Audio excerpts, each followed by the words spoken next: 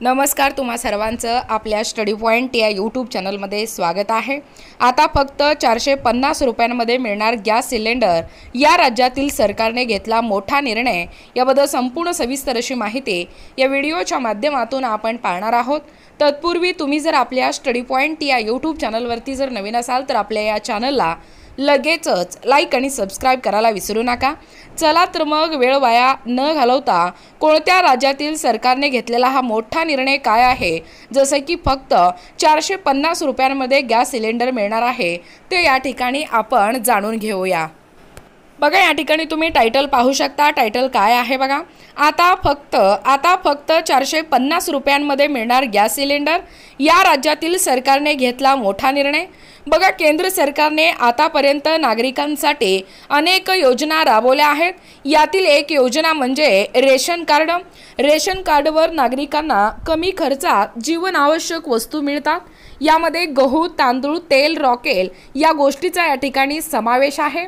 ज्या नागरिकांची परिस्थिती गरीब आहे त्यांच्यासाठी ही योजना या ठिकाणी राबवण्यात आली आहे।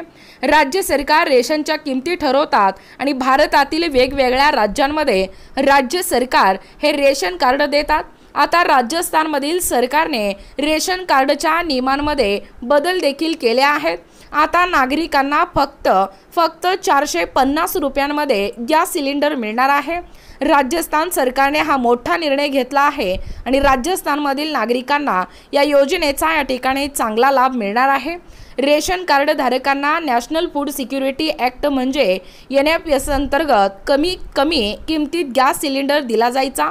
मात्र आता रेशन कार्ड धारकांना फक्त 450 रुपयांमध्ये गॅस सिलेंडर देण्याचा निर्णय घेतला आहे।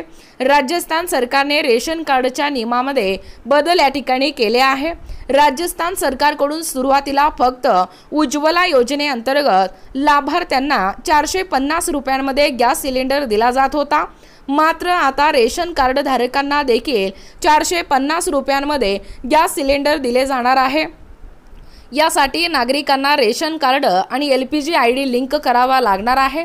राजस्थानमध्ये सध्या 1,07,35,000पेक्षा जास्त लोक हे नॅशनल फूड सिक्युरिटी ॲक्टच्या लिस्टमध्ये आहेत। त्यातील 37 लाख परिवारांना BPL आणि उज्ज्वला योजनेअंतर्गत या ठिकाणी लाभ मिळतो आणि त्यामुळेच आता उरलेल्या 68 लाख कुटुंबांना या योजनेचा या ठिकाणी लाभ मिळणार आहे। बघा, सरकारच्या या योजनेचा लाभ घेण्यासाठी KYC देखील करणं गरजेचं आहे।